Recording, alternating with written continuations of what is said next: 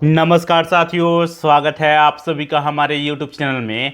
साथियों, आज के इस वीडियो में हम लोग बात करने वाले हैं दुनिया भर में घटित होने वाली उन प्रमुख बड़ी घटनाओं के बारे में जिनका सरोकार कहीं ना कहीं आपके जीवन से जुड़ा हुआ है। मैं बाकायदा रिसर्च पेपर लेकर के आया हूं। इस रिसर्च पेपर में फ्रेंड्स एक एक खबरों को काफ़ी अच्छे तरीके से जगह दी गई है। तो चलिए बिना देर किए हुए आते हैं इस रिसर्च पेपर पर और एक एक खबरों को देखते हैं, जानते हैं और समझने का प्रयास करते हैं।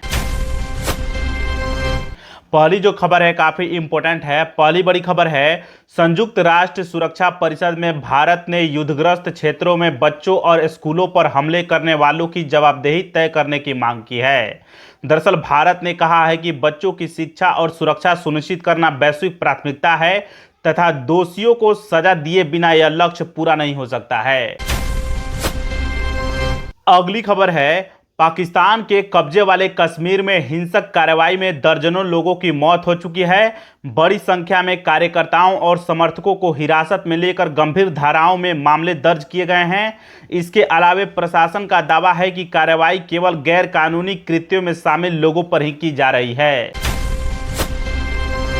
अगली खबर है, वेनेजुएला में आए दो शक्तिशाली भूकंपों ने व्यापक तबाही मचाई है, जिसमें अब तक कम से कम 190 लोगों की मौत और करीब 1500 लोगों के घायल होने की पुष्टि हुई है।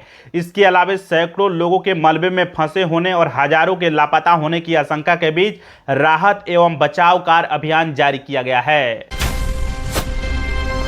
अगली खबर है, ईरान में सुरक्षा स्थिति में सुधार के बाद भी भारतीय दूतावास ने नागरिकों को गैर जरूरी यात्रा से बचने की सलाह दी है। दरअसल ईरान में मौजूद भारतीयों को दूतावास में तुरंत पंजीकरण कराने और आपातकालीन नंबरों के संपर्क में रहने के निर्देश दिए गए हैं।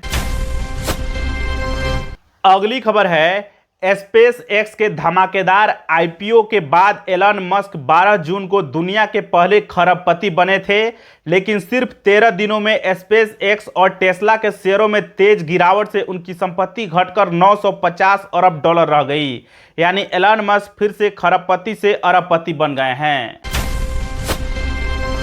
अगली खबर है, होर्मुज जल डमरू मध्य में जहाजों पर किसी भी तरह का शुल्क लगाने के प्रस्ताव को अमेरिकी राष्ट्रपति डोनाल्ड ट्रंप ने अस्वीकार बताते हुए कहा है कि ऐसा कदम पूरी स्थिति को बदल सकता है। दरअसल उन्होंने दावा किया है कि ईरान के साथ बातचीत अच्छी चल रही है और सैन्य कार्रवाई प्रभावी रही है। अगली और अंतिम बड़ी खबर है, इटली की प्रधानमंत्री जॉर्जिया मेलोनी ने अपनी नई किताब जॉर्जिया विजन में 2023 के अपने भारत दौरे का दिलचस्प किस्सा साझा किया है। उन्होंने बताया है कि नई दिल्ली में उनके स्वागत और विदाई के लिए जगह जगह पर पोस्टर लगाए गए थे।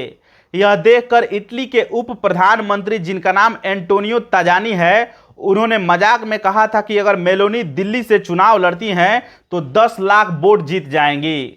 जानकारी अच्छी लगी हो लाइक कीजिए।